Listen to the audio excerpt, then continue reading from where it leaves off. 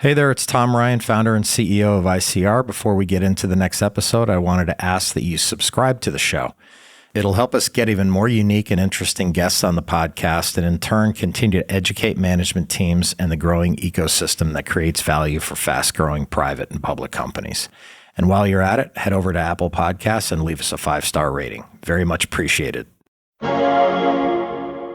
You wouldn't necessarily have a general practitioner perform heart surgery. You would call a cardiologist. I sort of feel like we're the cardiologists when your corporate life is on the line. When companies are going through huge transitions, having a team of communications and legal experts at the ready is absolutely critical. Given the revolution we've seen in communications technology just in the last 5-10 years, it's even more important today than it was 5-10 years ago to have communications advisors involved in bankruptcies and restructurings.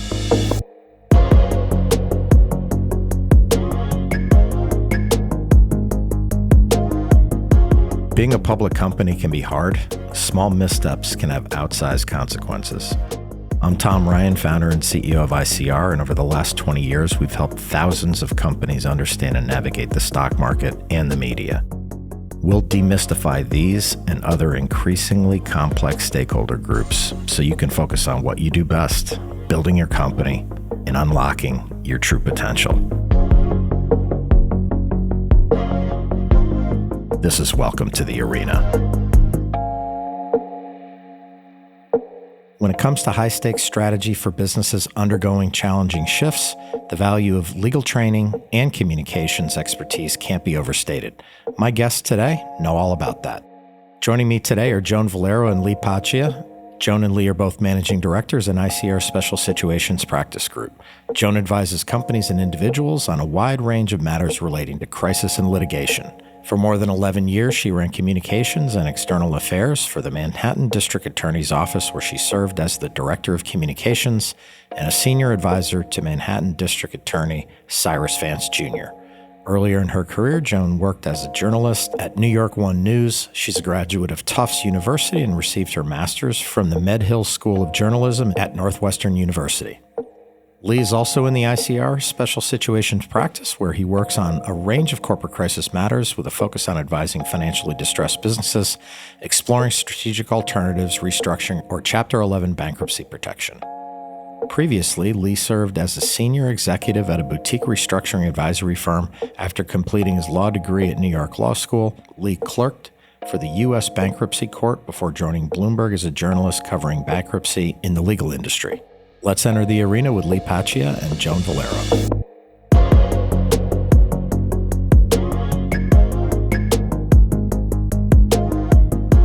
The way I got into litigation communications was through working in the Manhattan District Attorney's Office.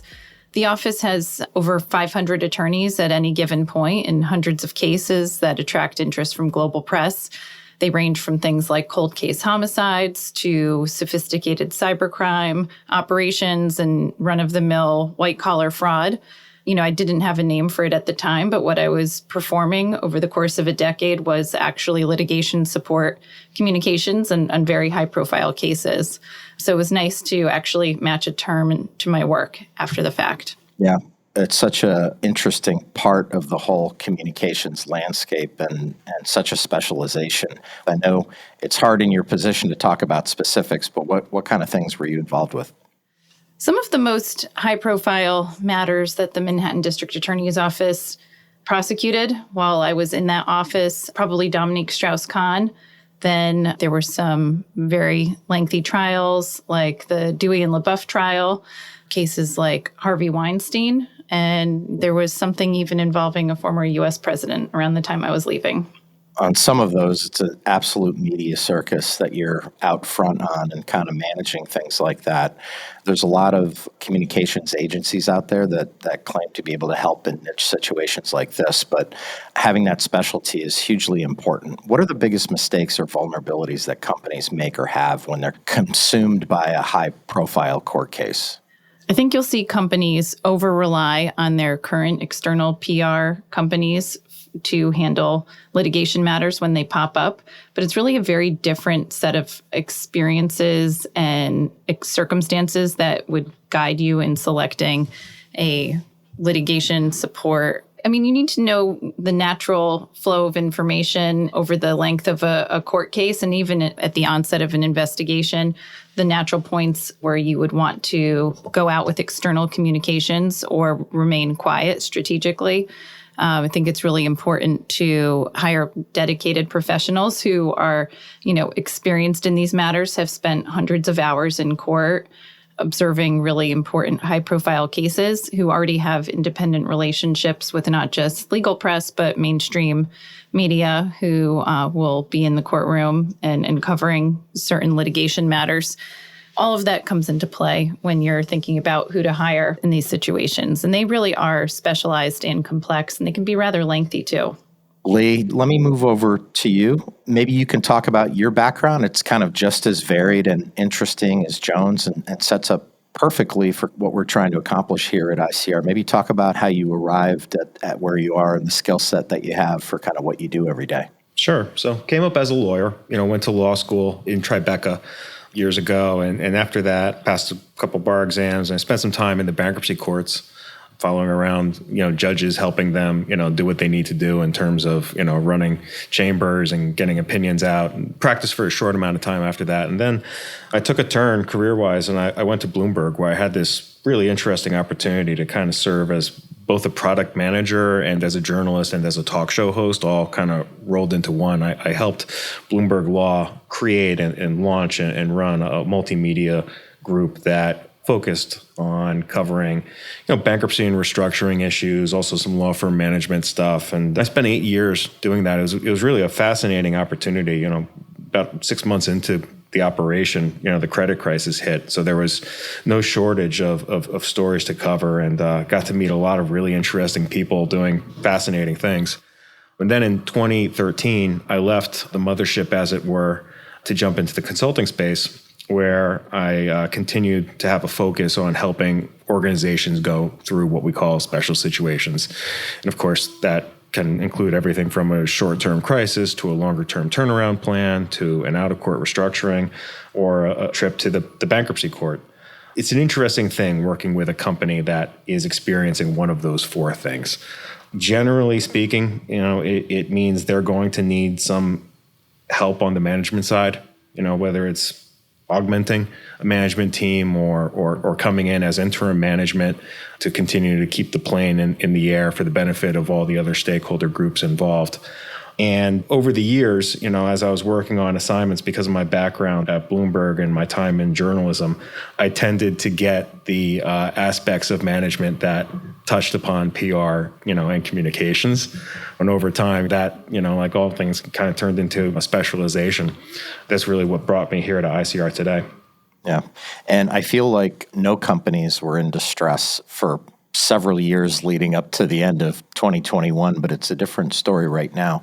The one thing that kind of fascinates me is the psychology of the whole thing. I have to imagine there's some companies that they're kind of barreling towards a stressed or distressed situation.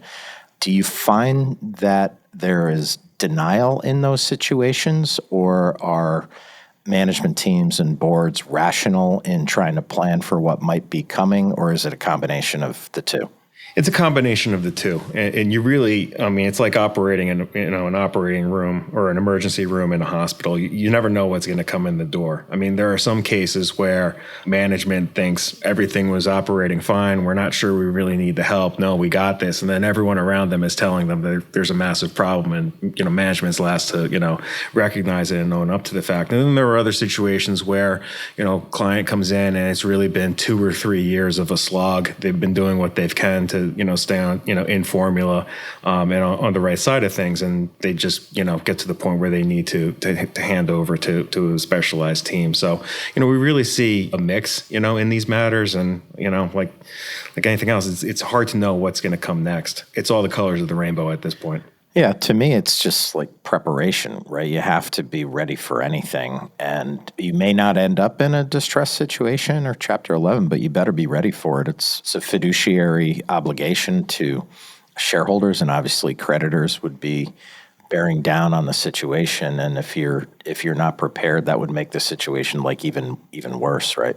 Yeah. One thing we are seeing, though, you mentioned before that the restructuring and bankruptcy space was quiet in recent years, and you're absolutely right about that. I mean, we're emerging from an environment where interest rates were very, very low, and you had management teams become accustomed to going out and refinancing on a very inexpensive basis. Money was always there to bail management teams out of problems. As we transition from that world to what we're living in today, we are finding management teams are having a hard time making the adjustment. It's a totally different operating environment. What you need to be concerned about, what you need to be preparing for. It's orders of magnitude different from what management teams and boards needed to look at or thought they needed to look at 2 or 3 years ago. I mean, it's just an entirely different game out there today. And I'm finding particularly the younger management teams are having a hard time adjusting to the new reality.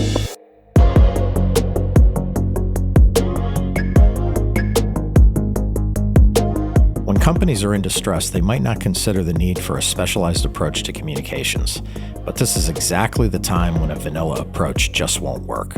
I asked Lee to explain why expertise like his and Joan's is necessary during times of crisis. If you are approaching something that is going to involve an out-of-court restructuring or a trip to a bankruptcy court, the organization and management and everyone around it is going to be finding themselves in a situation where there are multilateral communications going out to various stakeholder groups who all have their own situation, position vis-a-vis the company, and ultimately agenda. And what you're looking at is, an enormously complicated task that a company, even in the best of scenarios, would be challenged to meet, head on. So they need specialists to come in, lawyers, financial advisors, investment bankers, communication specialists who are going to help to guide the company through the process, maintain operational viability, and from a communications perspective, reach out to and speak to every constituency: secured creditors, unsecured creditors, employees, government agencies that have purview over the business or the organization, customers, partners, you name it. Those are all dialogues that are going to become incredibly sensitive as the company approaches insolvency and need to be managed very, very carefully. If any one of those conversations goes off the rails, it could impact ultimately the direction the company is going to take, and it could prove an existential issue very, very quickly. So the stakes are very, very high once you go into the insolvency funnel. And, given how the world works today, given our interconnectedness, given the revolution we've seen in communications technology just in the last 5-10 years, it's even more important today than it was 5-10 years ago to have communications advisors involved in bankruptcies and restructurings. The stakeholders that jump out to me, and I know there's tons of them, your employees and your customers, right? Like a lot of times you hear bankruptcy, you think like, hey, we're shutting all our stores and like folding up shop and going home. That's not the case. Things get restructured. Companies get bankruptcy protection and employees still have their jobs, and companies continue to operate with that kind of protection. But again, just to reiterate your point, the stakeholder management, it's a broad group and, very important to be on offense in those situations, right? Yeah, you always have to push back against that knee-jerk reaction even sophisticated professionals have when they hear the word bankruptcy. They think it's an actual liquidation. The company will go out of business and will no longer continue to exist. That's not the case if you're heading into a Chapter 11. There's going to be an effort to reorganize the business, restructure the finances, and then emerge, leaner, meaner, and more effective than they were, prior to that process.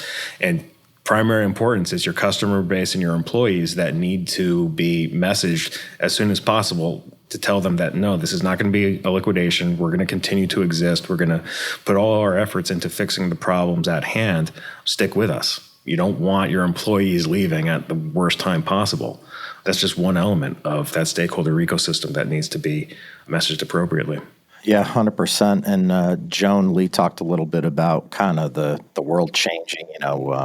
Since 2010, there was an amazing 12-year run of easy money, and things have changed a little bit. I think in the world of litigation for companies in particular, it seems like the government might be getting a little bit more aggressive, the DOJ and the SEC. Is that kind of what you're seeing now versus maybe 5 years ago? Definitely. I think there's been a lot more activity. I think both DOJ and SEC are being fairly transparent about their increased level of scrutiny on businesses. And I think that's something that we're monitoring closely at ICR on behalf of our clients. Yeah, when companies are kind of going through this litigation, which I would imagine is like really emotional for management teams, I would imagine part of your job is really talking companies off the ledge, so to speak, whether they comment on developments or not comment. And I'm sure there are pros and cons. Every case is different. But how do you kind of approach that counseling piece of it in a very emotional situation? Well, I think you want to take the temperature down and not be dispassionate, but I try to make myself available. I think that's the number one thing, is making sure that companies and individuals have someone who they can actually reach, who they have access to after hours. If they want to talk about a case on a weekend or late evenings, those are times of day that I'm make myself available to them. I think that there are instances where companies want to comment and maybe it's not in their best interest to comment on a case or charges or allegations. In those instances, I think it's always really important to remind people that the communication strategy always needs to complement the legal strategy. Those need to be in lockstep. I think sometimes there may be a time where no comment is the best course or decline comment, but I think every other alternative needs to be exhausted first. And, including providing information on background, providing information off the record, with the consent of the journalist and also counsel. I think you want to think creatively about the use of third parties to help get a message out. And then my favorite, which is relying on public court documents and court transcripts to help you tell your story and comment in a situation where you can't comment or shouldn't comment. Yeah, 100%. Well, listen, I think what we've talked about here is so important for any companies that are listening, which is, just having a label as a crisis specialist is just not enough in these litigation or distressed or bankruptcy situations. And I'll ask each of you this question. I'll start with Joan. Why was ICR an attractive platform for you to join? I think, ICR, because it has hundreds of public and private companies already as clients, it's offered me a tremendous opportunity of matters to work on. I think there's no typical ICR client, but I think you'll often see clients with, they'll have different complex civil litigation. That's really interesting to me. If it's something relating to IP or trade secrets, patent litigation, that's something that, I feel like we have a lot to add in those areas. But then you'll also see things that management teams will be grappling with, something like harassment or an EEOC complaint, something like that, which also becomes something that we can step in and advise on. Companies need an expert and someone who has spent hundreds of hours in court advising them, not just necessarily their normal team. They may not find that level of experience on their normal PR team, internal or external. You wouldn't necessarily have a general practitioner perform heart surgery. You would call a cardiologist. I sort of feel like we're the cardiologists when your corporate life is on the line. I think companies will hire the best external counsel, so they also need the best communications counsel in these litigation matters. And folks like Lee and I at ICR, it's really important to have relationships with reporters who routinely cover the courthouses and, know the judges, the counsel who operate in and out of that courthouse. Those all become really important relationships. Yeah, and I would imagine that it can get pretty nasty, and you have to hope for the best and be ready for the worst, and just be able to defend yourself with different leaks and all of that. So that's I think it's pretty clear that we've established you need the expertise as a company, and even just preparing for it or thinking about it or having a crisis plan that includes that is very important. Lee, I know you also came to the ICR platform recently, and obviously for the same reasons. We have lots and lots of clients. What's the most interesting thing you've been working on that you can talk about? One thing I can say is that we're seeing a lot of distressed activity coming out of what I'd call the emerging technology space.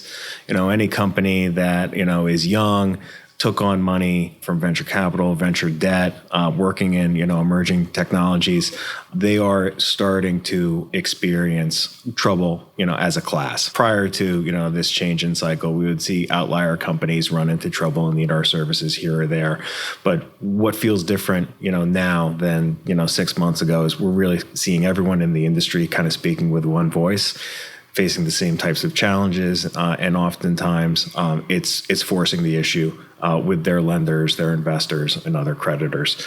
So seeing a strong uptick in activity of companies in that space, and a lot of them are teeing up what's called 363 sale processes, which is a trimmed down auction process where you can transfer substantially all the assets of a company quickly and inexpensively to a new ownership group. And what's interesting about seeing this kind of proliferation of 363 sales shows that while valuations have changed and while money has very quickly become more expensive and taken longer to obtain, there's still fundamental value in these organizations. It's just not going to be at the value it was, say, a year or 2 or 3 years ago. So life will go on for a lot of these organizations. They've still got merit, reason to exist. Jobs will be preserved where they can. It's just going to be a fundamental reset that's going to require them to go through a Chapter 11 process and oftentimes a 363 sale process. Yeah. And Joan, I know that since coming aboard at ICR, you've been very busy with different civil litigation, mass torts, class actions, and things. Are there any cases out there in the media that you look at and say, wow, I wish I was working on that one? I mean, it's recently concluded, but I would have loved to have been involved in the Elizabeth Holmes trial on the defense side, putting aside the substance of the criminal charges and the fact that I support women founders, full stop. I think that the prosecution was overzealous, and there was also this added layer of scrutiny because there was just this courtroom entertainment industrial complex surrounding that trial. There were multiple podcasts and documentaries and even like fictional shows surrounding it. And that just made it a total circus. And I think that, I might have been able to help out there. Yeah, totally agree. I mean, some of these cases like that get into the media with a hook, they just are like completely out of control, where someone may not ever be able to get a fair trial, who knows? But Lee, how about you? Is there anything out there that strikes you as interesting? Tom, I want to be in every case that I'm not in. It's hard to take a pick. If I had to pick one, FTX is it's an incredible situation with really, really interesting cast of characters. I think it's going to be one of those Chapter 11 bankruptcy cases that's going to go on for years. And parts of it are probably going to end up in cinema someday. It's hard to watch FTX without being involved as of yet. There's always tomorrow, but that's the one that's top of the list for me.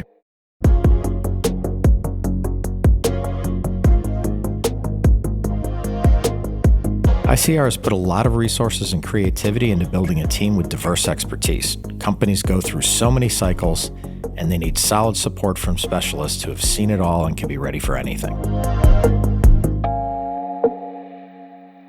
At Welcome to the Arena, we're working really hard to bring you exciting guests and great content. If you found this episode insightful, subscribe to the show on your podcast app and leave us a 5-star rating. The more the show grows, the more interesting voices we can have on the podcast, and in turn, that should demystify a lot of the stakeholders around public companies and soon-to-be public companies. Thanks for listening. I want to thank Lee and Joan for joining me on the show today. It was great to get a peek behind the curtain of what these two do every day to help companies that are going through a range of transitions. I'm always happy to have Lee and Joan on the show so we can drill down on details of strong communication strategies. This is Tom Ryan. I'll see you next time back in the arena. References to specific stocks are not intended to be recommendations for specific trading behavior. Comments presented on this podcast are intended for informational and educational purposes only, and do not represent opinions or recommendations on whether to buy, sell, or hold shares of a particular stock. All investors are advised to conduct their own independent research into individual stocks before making a trading decision. In addition, investors are advised that past stock performance is no guarantee of future price performance.